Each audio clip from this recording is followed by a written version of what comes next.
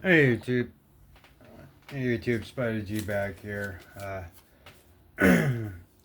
Since I got my 8x3 stones and I've got all the same length and real estate on these stones, I have sharpened, well, these 5 knives and maybe one or two other that I can't remember which one, but I'm trying to remember and write these ones down from when I got all 8x3s and I was still using that 8 or 2.5x6 on the honeycomb 1200. Since I've been using the 4 and 600 Atoma and I haven't had to use the 140 all that much to do any reprofiling or really having to take off a lot of steel. The 400 works good if I just spend a little time on it. If I really need to, I could flip the sharple over and use the 325. If it's really bad, then yeah, I can go to the 140. But it's a good one to have. Uh, this 1200 is working out wonderfully. It is making all the edges refined, compressed together, and toothy and just uniform, and the bevel looks uh, not like shiny, like it's trying to be something it's not, like a mirror, but there's a lots of scratches in it. It is just coming out as like a fog or like a cloudy finish, and I like that because it is a not only is it a working edge, it's a very sharp, flat bevel working edge too. More than a working edge, but not a mirror polish type of super sharp. But these are super sharp, and I'm going to be showing some tests that I do on magazine paper, which is just fold it and cut it straight down. It's sort of like a paper towel test, but or Erica's cutting a circle in there. That's a good one. I try to do them all, but like I could do the paper towel, but it's like I still have a lot to learn. But I can cut through them. Depending on how well I did on that on a certain edge. But all the edges I'm getting right now, and I could think of these right off the top of my head. I did the scapegoat and the RCK 3, RCK 9. I'm sorry, that's what I was thinking, and the PE3, PT3 on the 6-inch 1200. So I will be redoing those, matching everything with the new 1200, just to make sure. And then I'm going to look over some of my fixed angled ones and I'm going to compare the sharpness between them because I am getting really strong edges. And there was a lot going on last night, and I was super, super excited and stoked that I was able to do these tricks on camera and be getting these results. So, and there was just a lot going on, so I couldn't upload those videos. So, and that was me coming right off of the stone on some of these videos. I've been trying to burr minimalization so much to where it fatigues, and I'm able to cut paper straight off of the freehand stone. Uh, like a fixed angle, you're able to take the ceramic to it and then strop it, and then you could finish right there. You're done, and you can do that with a with a flat freehand if it's done right. Instead of running it down a ceramic rod, I'm just going back and forth. I'll do the front trailing as much as I can, but once it starts getting flaky, I don't think there'd be a micro tear out, so I will wipe off what I can with the rag and just go to town on minimizing what's left. And then by then, when I'm stropping, I could get all the rest. by lifting the angle a little high and then really just taking off the what's on the apex. And that's what we've achieved with these particular knives here. And I'm not trying to make it a long video, but I'm trying to put all those videos on each one that I sharpened, because each one was like 30 minutes, and the one that's uploading now is like 30 minutes. It's about the invert, but it's a representative of all the other ones as well. I didn't go as low as that angle. That one was a 16-degree angle. The rest were like at least 18 and above. And this one's probably 17. I'm usually right around a 17 to 20 degree angle. Or 17 to 19, and then I could feel a 20-degree angle, which makes the edge strong and still slicey. Most knives are at like a 22. Coming from the factory grinds are like 22. Bring it down to a 20, it still has some strength and some sliciness to it. It also depends if it's hollow, flat, saber, whatever. So it's you try to match how thin that comes down. The Scapegoat and the Archicade 9 doesn't come down to thinness, but I do lay it back, and it does give me that initial cut that I need and the strength. They're both M390. I don't have a corrosion issue out here in California. It's super dry. So let's go ahead and stop babbling. Let's see if I can cut this piece of paper all the way down without you know, it bending. This is very light, very thin paper. It's barely standing up on itself. So for me to put a blade up to it, it should crumble right away. But if you've got teeth, it should work. And it comes straight. It's coming straight on it. Sometimes it's tough. There we go. So there's that one. That is a very slicey edge on the Debo knives pony style.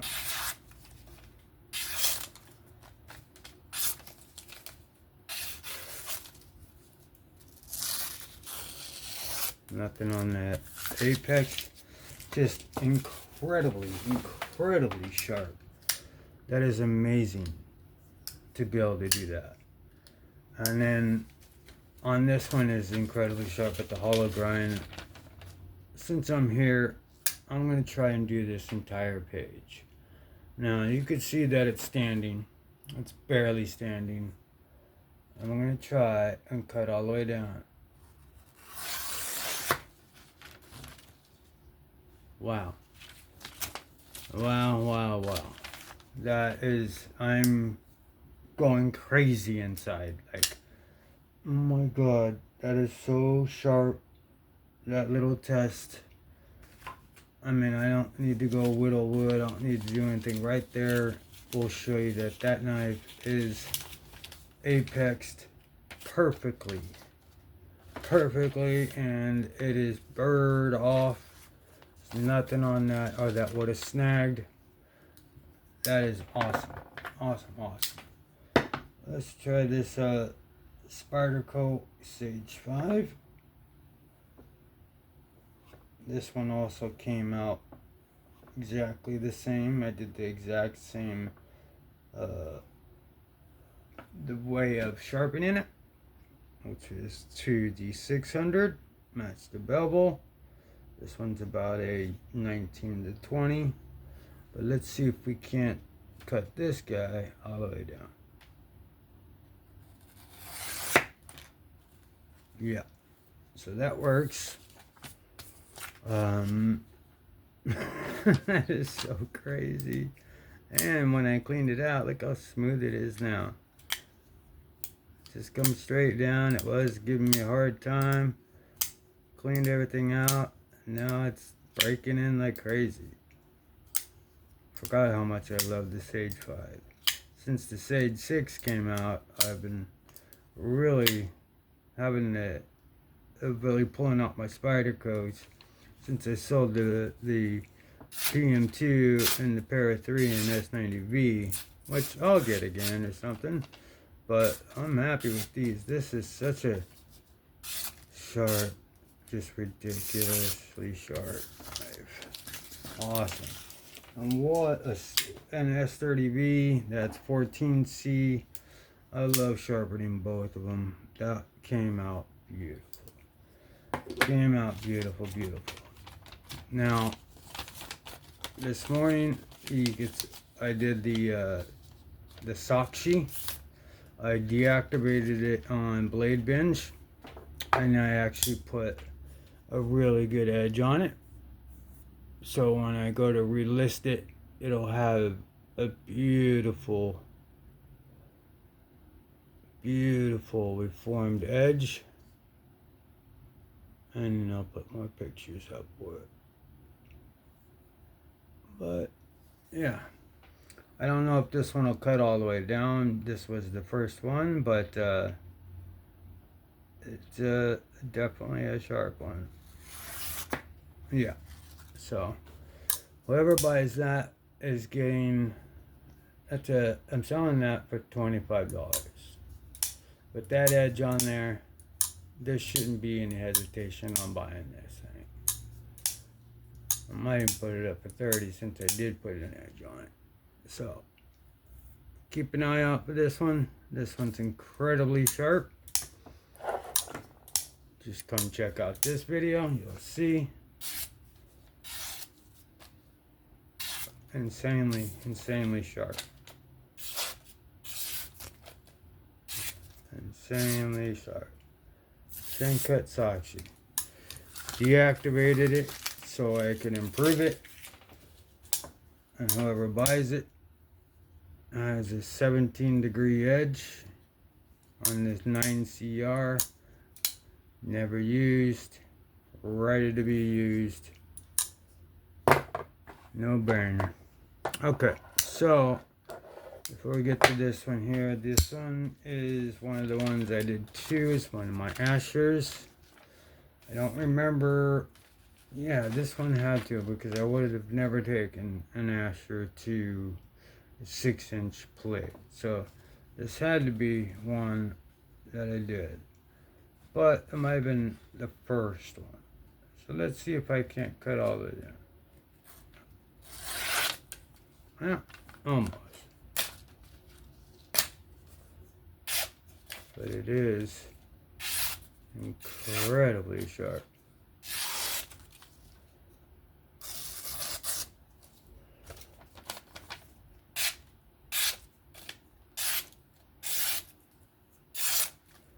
.20 CV, G10, contoured.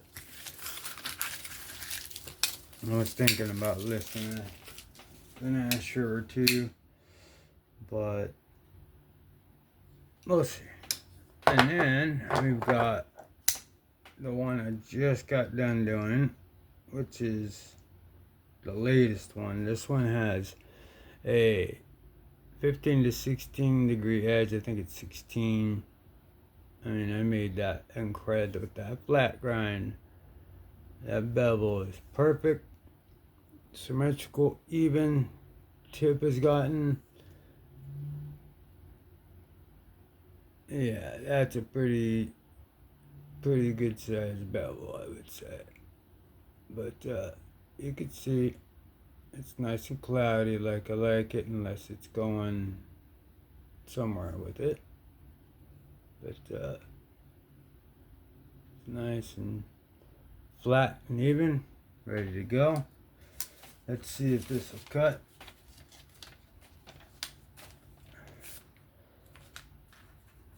Been doing this off camera, but man, all the edges after this are just insane. So I'll need to go back over all of them, or just check them all. So there'll be some videos of edge checking again. and ready for new edges. Alright, let's see if we can't get this last one to work for us. Oh, wait. This one had a crease in it. Oh no. Let's try it. Alright. Make sure it's completely so that way I at least have a chance. So, and then if you spread it out, it's even weaker. So I have to spread it so that way it'll stand all the way down. So these are I wasn't able to do that before I got all 8x3s. As soon as I got that Sharple 1200, that changed the game. I mean, I knew the 2200 Ultra Sharp was going to be good, but I needed a good 1200. And the honeycomb one did well. You know, I wasn't mad at the purchase or what I felt like I wasted my money or anything. It got me used to thousands and the 1200, but I was just complaining because I didn't have enough real estate to use, because I like to use the whole stone instead of this little. I feel like I hold one angle the longer I go. If I have to stay inside this little 6-inch area, I feel like I'm not getting the bevel, the straightness, the symmetric. Now, this one is incredibly sharp. What is going on? Anyway, you saw the results of that. This is just incredibly scary sharp at this point.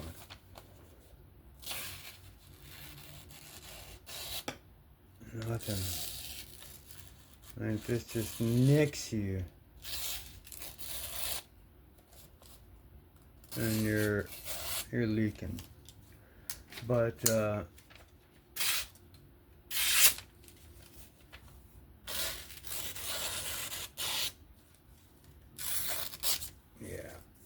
it's sharp. It could probably use a little bit more, a little strop up, but I just came off the stone with it, stropped it for a little bit. I mean, that's not bad. I mean, that's like almost like there's a burr still on it, and it's still cutting that good. So let's one more for the road. Make sure I leave with the success. Alright, let's see if we can't do this. Oh, this is that same. Damn it. Oh, no. Alright.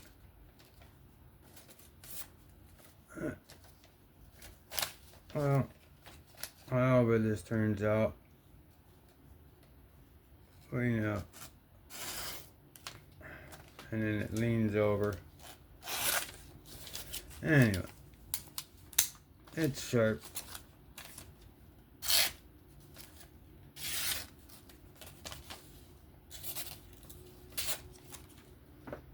Where's my one?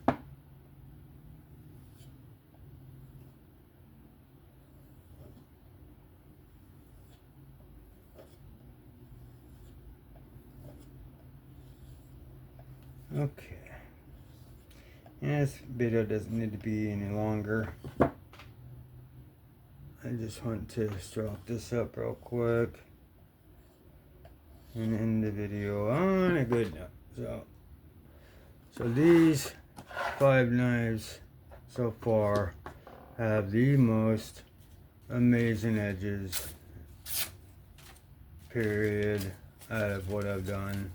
And that is almost basically including my fixed angle until I do some checks and do that right. So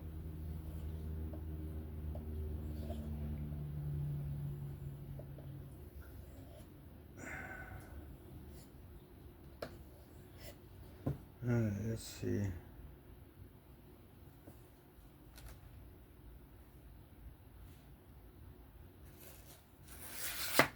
Alright.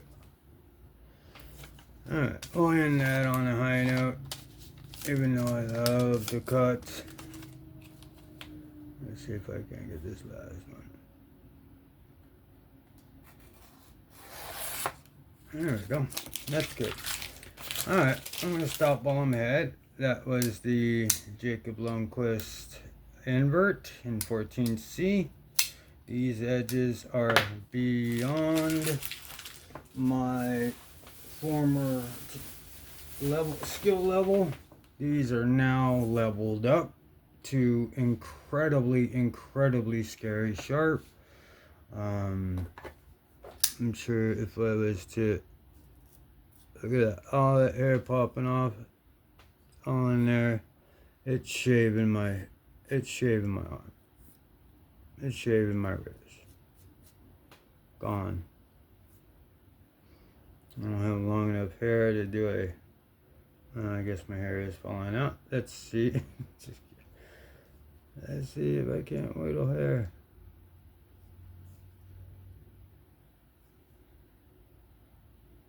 Why do I have to come this way?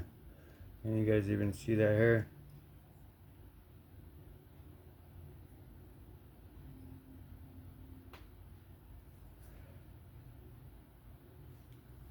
Let's see. Let's try with the spider go. Oh, where'd my hair go?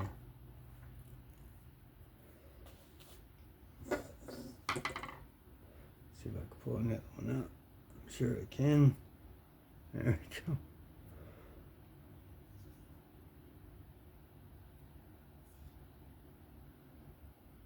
You see that little hair?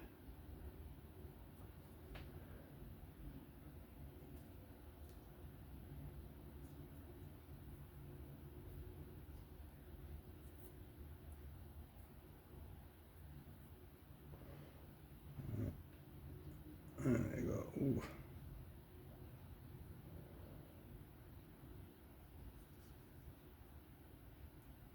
Oh, it just cuts right through it.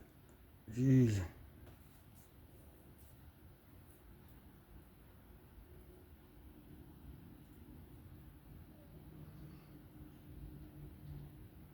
Feel like in the back. I'm not balding or anything, but in any case, that doesn't need to be any longer. Alright, so these were the results of a level up on my skill level on freehand sharpening, atomas, and Sharple, and ultra sharp is what I have. I will get a 3500 plus resin bonded stone for the very end, and be able to level up again, and then possibly turn this into a side hustle with some of my friends and some chefs, some sous chefs, some people that will pay me to sharpen their knives. And that'll do it from me. Found this interesting? Please give me a like, sub, comment, and what you think of these edges.